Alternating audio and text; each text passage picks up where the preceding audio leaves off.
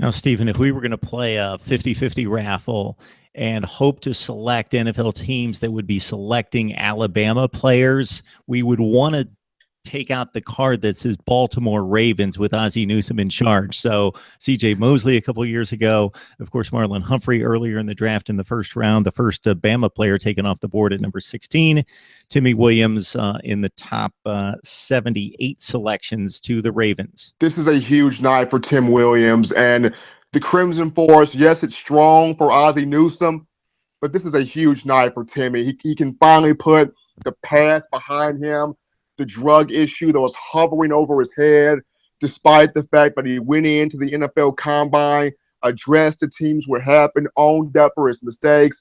This is a night for the Baton Rouge native, Mark, that's been through so much. Tim Williams was in that Hurricane Katrina that happened over 10 to 12 years ago, had to kind of reestablish himself as a player and as a human being, and somebody that plays with so much passion, so much charisma, so much attitude. 21 and a half sacks on his career. 19 and a half of those were in the last two seasons, and 9 of those actually came last season. And you look at just the production of Tim Williams. Tim Williams' first step off the football, 1.66 seconds in that 10-yard split in the 40-yard dash. Due to his get-off time, Tim Williams helped produce 35 interceptions in the last two seasons, 10 of those returned for touchdowns. He's helped produce 8 fumble recoveries with his speed on the edge, forcing those fumbles.